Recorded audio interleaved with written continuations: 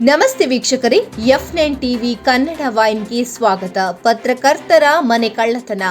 ಹಾಡು ಹಗಲೇ ಮನೆಯ ಬೀಗ ಮುರಿದು 14 ಲಕ್ಷ ಹಣ 95 ಗ್ರಾಂ ಚಿನ್ನ ಕದ್ದು ಕದೀಮರು ಪರಾರಿ.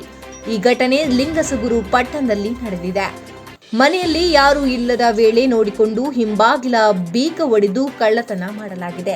ಲಿಂಗಸಗೂರು ಪಟ್ಟಣದ ಎಕ್ಸ್ಪರ್ಟ್ ಸ್ಕೂಲ್ ಬಳಿ ಇಂಥದ್ದೊಂದು ಘಟನೆ ನಡೆದಿದ್ದು, ಪತ್ರಕರ್ತ ಸಿದ್ದನಗೌಡ ಪಾಟೀಲ್, ಶಿಕ್ಷಕಿ ನಾಗಮ್ಮ ದಂಪತಿಗಳ ಮನೆ ಕಳ್ಳತನವಾಗಿದೆ. ಪಿತ್ರಾರ್ಜಿತ ಜಮೀನು ಮಾರಿ 14 ಲಕ್ಷ ಹಣ, ಮಾಂಗಲ್ಯ ಸರ, ಜುಮ್ಕಿ, ಕಿವಿಯೋಲೆ, ಉಂಗುರ ಸೇರಿ ಒಟ್ಟು 95 ಗ್ರಾಂ ಚಿನ್ನ, 50 ಗ್ರಾಂ ಬೆಳ್ಳಿ ಆಭರಣ ಕಳ್ಳತನವಾಗಿದೆ. ಘಟನಾ ಸ್ಥಳಕ್ಕೆ ಲಿಂಗಸಗೂರು ಸಿಪಿಐ ಪುಂಡಲಿಕ ಪಟತಾರ ಹಾಗೂ ಸಿಬ್ಬಂದಿ ಭೇಟಿ ನೀಡಿ ಪರಿಶೀಲನೆ ನಡೆಸಿದ್ದಾರೆ. ಪ್ರಕರಣ ದಾಖಲಿಸಿಕೊಂಡು ತನಿಖೆ ಮುಂದುವರೆಸಿದ್ದಾರೆ.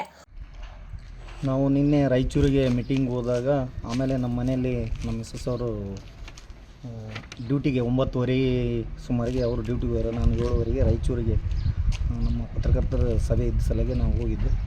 ಆಮೇಲೆ ಅದರ ಮಧ್ಯದಲ್ಲಿ ಸಾಯಂಕಾಲ 5:00 ವಾಪಸ್ ನಮ್ಮ ಮಿಸ್ಸಸ್ ಅವರು ಮನೆಗೆ ಬಂದಾಗ ಮನೆ ಬಾಗಿಲು ಮೇನ್ ಡೋರ್ ತೆಗೆದು ನೋಡಿದಾಗ ಹಿಂಬಾಗಿಲು ಹೊಡೆದಂದು ಗೊತ್ತಾಗಿದೆ. ಅದನ್ನು ಒಳಗೆ ಹೋಗಿ ನೋಡಿದಾಗ ಎಲ್ಲ ಲಾಕರ್ ಮುರಿದು ಗೊತ್ತಾಯಿತು. ಅದನ್ನು ಆಮೇಲೆ ನೋಡಿ ಪೊಲೀಸರು ಬಂದ ಮೇಲೆ ಹಿಂಗೆ ಆಗೈತೆ ಅಂತ ಹೇಳಿದ್ವಿ. ಆಮೇಲೆ ದುಡ್ಡು ಏನು ಅಮೌಂಟು ಬಂಗಾರ ಏನೇನು ಇಟ್ಟಿದ್ವಿ ಅವೆಲ್ಲ ತಗೊಂಡು ಎಲ್ಲ 2 ಬೆಡ್ರೂಮ್ನಲ್ಲಿ ಕಬಾರ್ಡ್ಗಳನ್ನು ಮುರಿದು ಆಮೇಲೆ ನಮ್ಮ ಆಸ್ತಿ ದಾಖಲಾತಿಗಳನ್ನು ಸರ್ಟಿಫಿಕೇಟ್ಗಳನ್ನು ಚಲಾಪಲ್ಲಿ ಮಾಡ್ಯಾರ.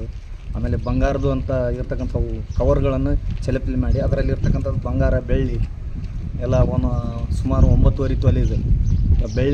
ಬೆಳ್ಳಿ ಮತ್ತು ಬಂಗಾರ ಸೇರಿ 5 ತೊಲೆ ಬೆಳ್ಳಿ, 9.5 ತೊಲೆ ಬಂಗಾರನ.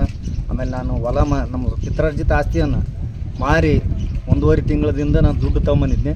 ಅದನ್ನು ನಮ್ಮ ಮಕ್ಕಳು ಫೀಸ್ ಕಟ್ಟಬೇಕು, ಆಮೇಲೆ ನಮ್ಮ ಖರ್ಚು ವೆಚ್ಚ ಮಾಡ್ಕೋಬೇಕು. ಉಳಿದದ್ದು ನಾನು ಮತ್ತೆ FD ಮಾಡ್ಬೋದು ಅಥವಾ ಫೀಸ್ ಕಟ್ಟೋಕ್ಕೆ ಏನೋ ಅನುಕೂಲ ಮಾಡೋಕ್ಕಂತಂದು ಮನೆಯಲ್ಲಿ ಇಟ್ಕೊಂಡಿದ್ದೆ.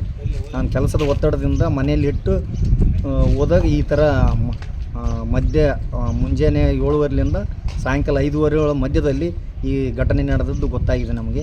ಆವಾಗ ನಾವು ಪೊಲೀಸರಿಗೆ ಮಾಹಿತಿ ಕೊಟ್ಟಾಗ ಅವರು ಬಂದು ಸ್ಥಳಕ್ಕೆ ಪರಿಶೀಲನೆ ಮಾಡಿದ್ದಾರೆ.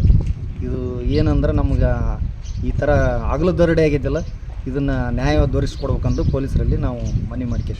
Bureau report, Basavaraj Hunur, F9 TV, Lingasugur.